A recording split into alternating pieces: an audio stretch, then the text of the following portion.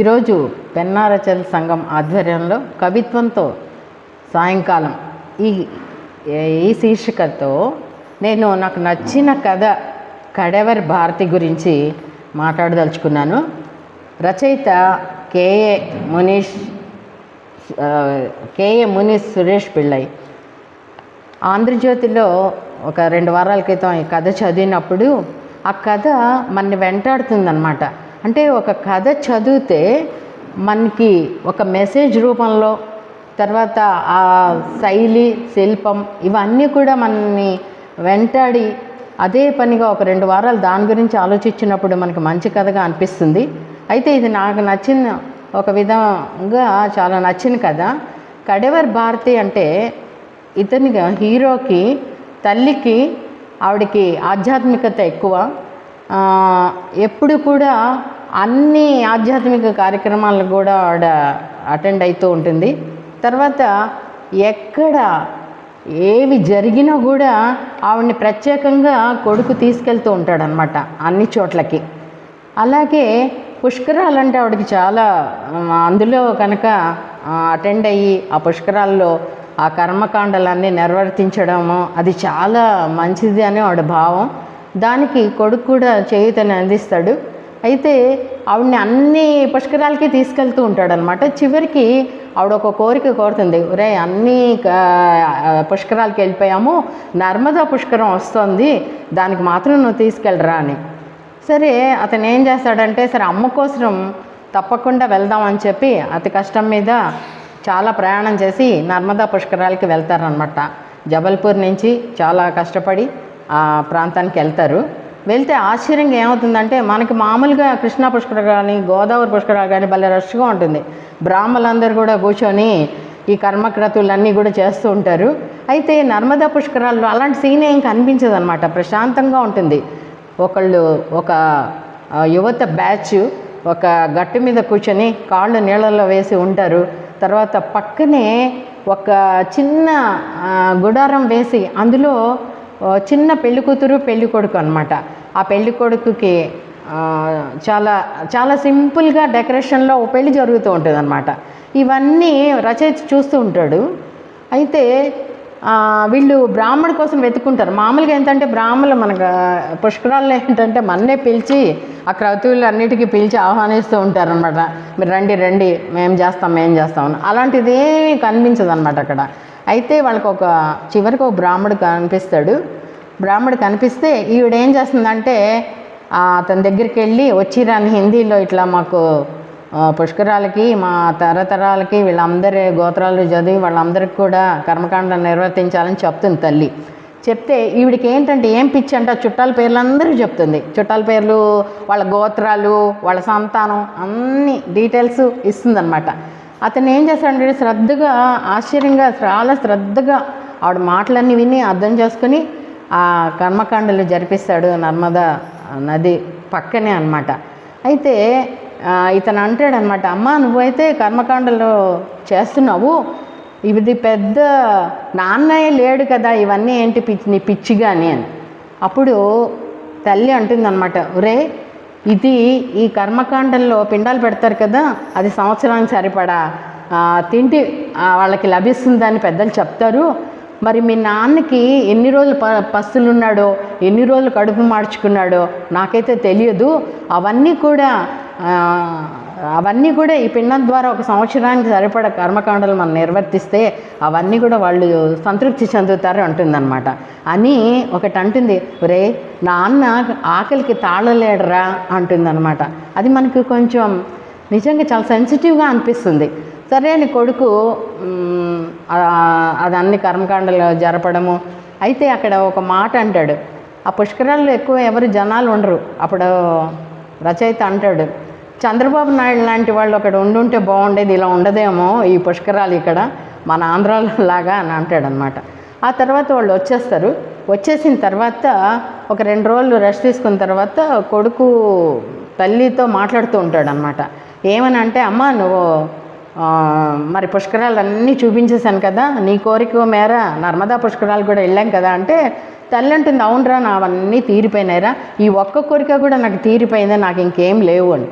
అంటే ఆ కొడుకు అంటాడనమాట, అవును పుష్కరాలన్నీ వెళ్ళాం నిజమే, కానీ నువ్వు ఒకటి గుర్తుంచుకో, నువ్వు గనక చనిపోతే నేను ఇవేవి చేయను, నాకు ఏమీ నమ్మకం లేదు వీటి మీద అని చెప్తాడనమాట.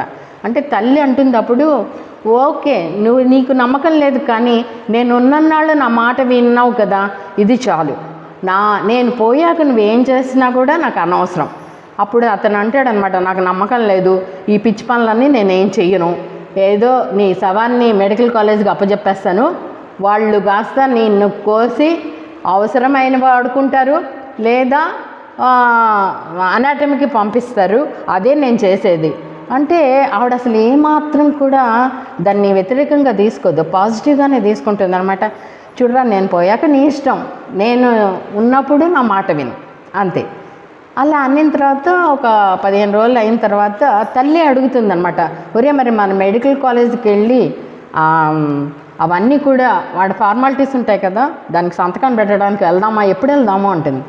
నిజంగా అతను ఆశ్చర్యపోతాడు, మా అమ్మ ఎంత గొప్పది ఇది నిజంగా, అంటే పోయే కట్టెలాంటి శరీరం ఇంకొకరికి ఉపయోగపడుతుందంటే గొప్పదే కదా అని తల్లి అన్నప్పుడు అతను నిజంగా నా తల్లి అంత గొప్పదే అని ఫీల్ అవుతాడనమాట. ఆ తర్వాత చెప్తుంది, మెడికల్ కాలేజ్కి వెళ్ళి మనం సంతకం పెట్టేసొద్దాం రా. వాళ్ళు నిజంగా అతను చాలా గొప్పగా అనిపిస్తుంది అతనికి. అయితే ఈ విషయం తెలిసిన ఎక్కువ రోజులు కూడా కాదు, ఒక 3 నెలల తర్వాత ఆవిడ చనిపోతుంది. అతను తీసుకెళ్ళి మెడికల్ కాలేజ్లో ఆవిడ శరీరాన్ని అప్పజెప్పేస్తాడు. ఆ అప్పజెప్పిన తర్వాత చుట్టాలు ఎంత వేధిస్తారంట అతన్ని. ఏరా బుద్ధుందా, నీకు సిగ్గుందా, ఇలాంటి తల్లి శరీరాన్ని ముక్కలుగా కట్ చేస్తుంటే నీకేం అనిపించదా, ఏమిటి రాక్షసత్వం, ఇది ఎంత వ్యతిరేకత వస్తుందంటే చుట్టాల్లోంచి, బంధువుల్లోంచి, ఫ్యామిలీస్ నుంచి అన్నీ కూడా వస్తాయన్నమాట. అతను అనుకుంటాడు, ఊరు ఇంత వ్యతిరేకత ఉంది, కానీ తమాషా ఏంటంటే మా అమ్మ దీనికి వ్యతిరేకం కాదు. కట్టెలాంటి ఈ శరీరాన్ని ఇంకొకరికి ఉపయోగపడడంలో ఆవిడ ఆనందంగా, ఆవిడ హృదయం ఎంత విశాలమైంది.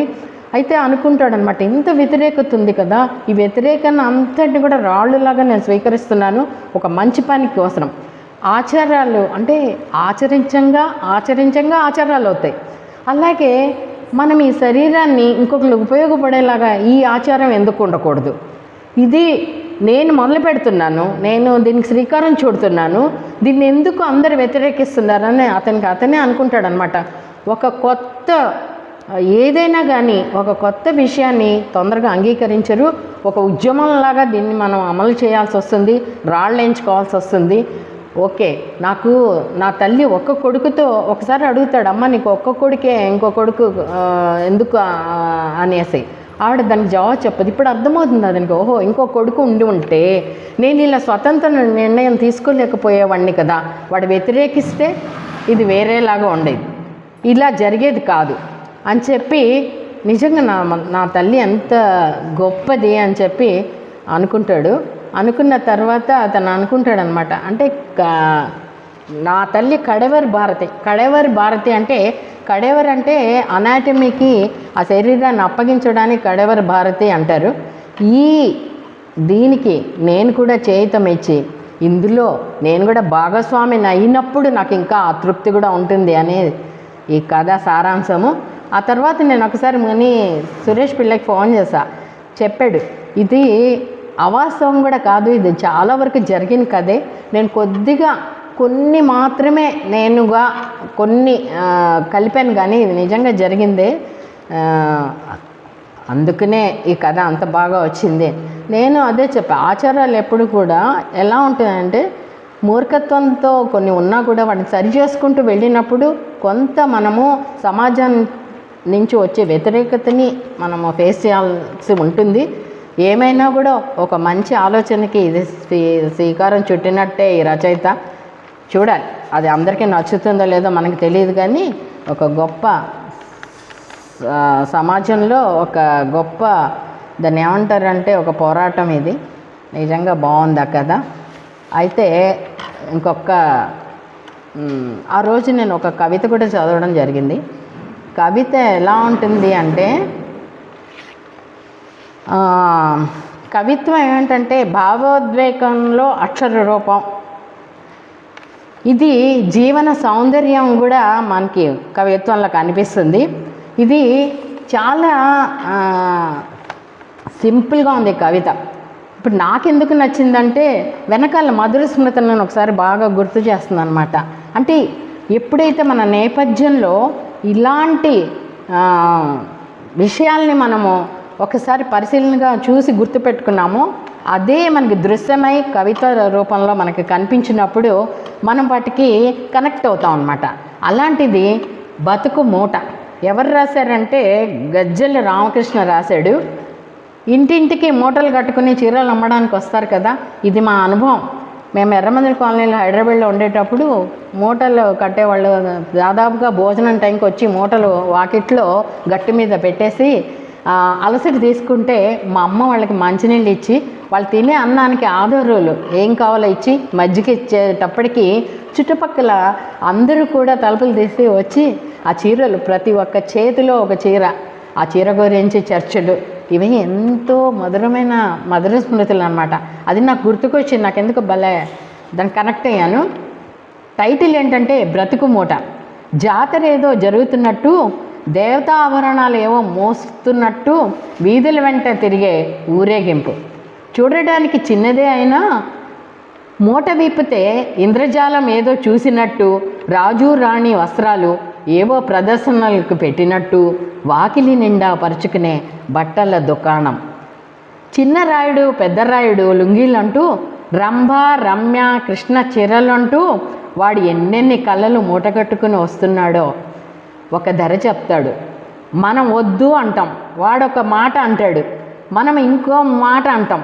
వాడొక మెట్టు దిగి కూలి, ఇక్కడ ఈ పదం చూడండి, కూలి గిట్టిన బేరం కుదిరినట్టు కళ్ళల్లో పువ్వులు పోయిస్తాడు. ఉద్దెరకు మూ కొడతాడు. ఎంతసేపు బేరమాడినా నుదుటిపై విసుగు బొమ్మ అగుపడనీయుడు. పొద్దుతిరుగుడు పువ్వులాగా ఆ సందు ఈ సందు తిరిగి సాయంత్రానికి మూట దులిపి జేబు నిండిన సంబరం వెంట పెట్టుకుని వెళ్తాడు.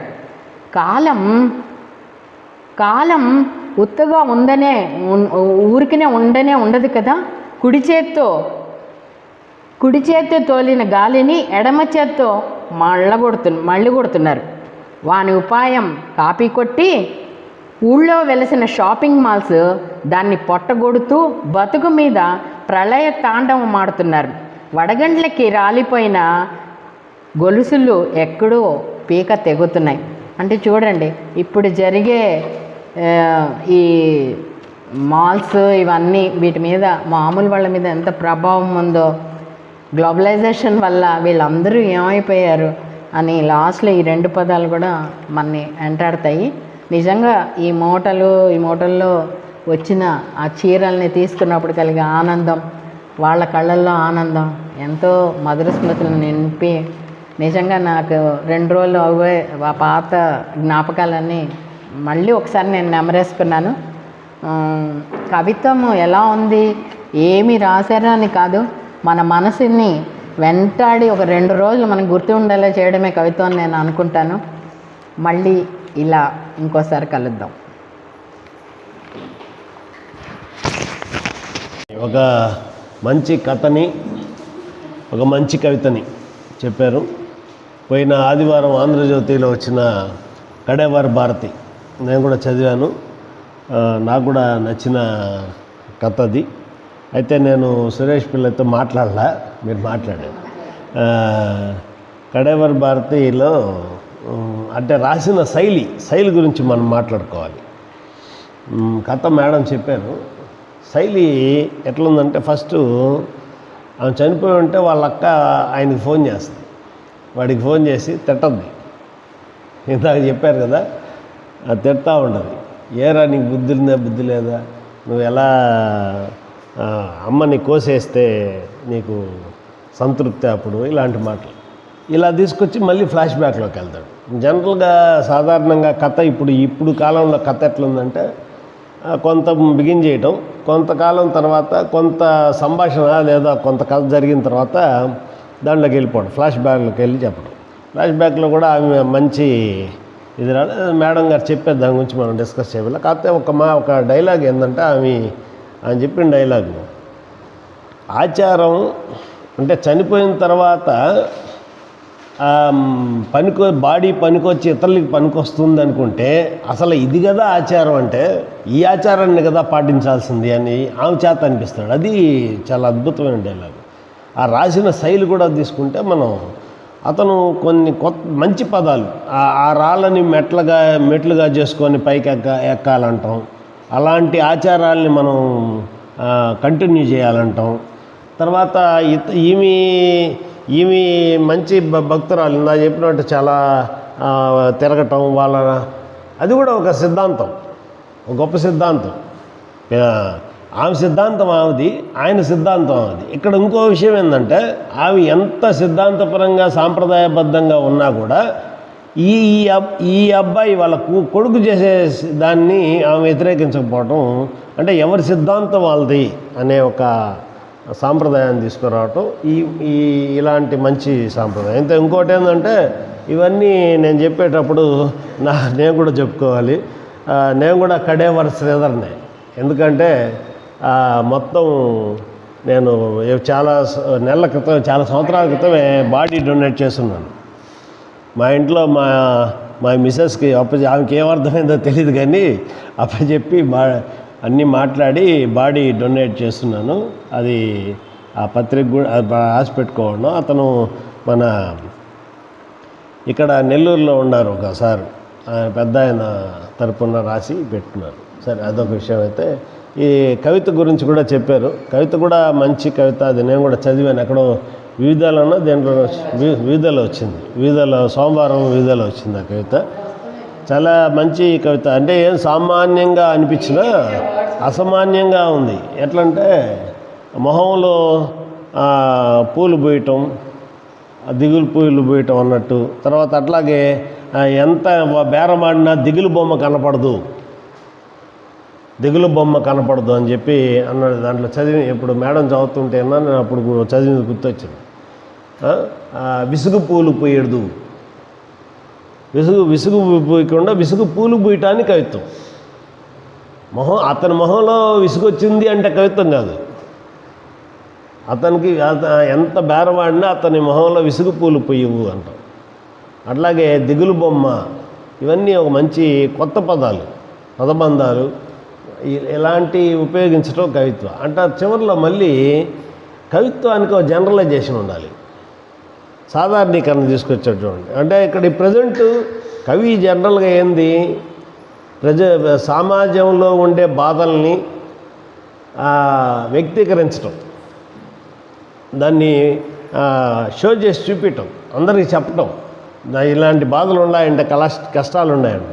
ఈ కవిత కూడా ఎందుకు వివిధలో వేశారు అంటే, వివిధ అనేది మామూలు పెద్ద పెద్ద కవితలు వస్తుంటాయి, ఇది ఎందుకు వేశారా, మామూలు పదాలుగానే ఉన్నాయి కదా అంటే ఎందుకు వేశారు, ఎందుకంటే జనరలైజేషన్ చేసి లాస్ట్లో ఆయన బాధ చెప్పాడు. ఇప్పుడు ప్రజెంట్ ఏంది, ప్రజెంట్ సిచ్యువేషన్ ఎలా అయిపోతున్నారు అందరూ, మూట ఏడుంది ఇప్పుడు, ఈ మార్టులు ఇవన్నీ వచ్చేసి ఉన్నాయి కదా, డిమార్ట్లు అంటారు, ఇంకో మార్ట్లు అంటారు, ఇంకో ఆర్ట్లు అంటారు, కాపీ కొట్టి వాళ్ళని కాపీ కొట్టి. ఇప్పుడు మనం చాలా విషయాలు తీసుకుంటాం. ఇక్కడ రోడ్డు మీద అమ్ముతుంటాడు, వాడు బేరం ఆడతాం, అక్కడ మాల్లో పోయి బేరం ఆడలేము. రెండోది, నువ్వు ఎంత అదే చెప్పినా మనం ఎంత కష్టపడి అన్నీ కొన్నా కూడా నువ్వు చివరిలో వచ్చేటప్పుడు నువ్వు దొంగవరే చూపు నుంచి తప్పించుకోలేవు. వాడు దొంగలాగా చూస్తుంటాడు, మనం బయటకు వచ్చేటప్పుడు దొంగలాగా చూస్తుంటాడు. అవి కూడా చిన్నవి కూడా ఆడ కొనకుండా ఇలాంటి వాళ్ళలో కొంటే వీళ్ళు బాగుపడతారు కదా. డీసెంట్రలైజేషన్ ఉండాలి, సెంట్రలైజేషన్ కంటే డీసెంట్రలైజేషన్ అనేది ముఖ్యం. కాబట్టి అలాంటి ఆ కవిత కాబట్టి మంచి కవిత వినిపించారు. సరే, ఇప్పుడు అసలు విషయానికి వద్దాం. ఇప్పుడు సాహిత్యంతో సాయంత్రం 3, అదేదో 3.0 అంటున్నా, ఆ మోడల్లో మనం కూడా సాహిత్యంతో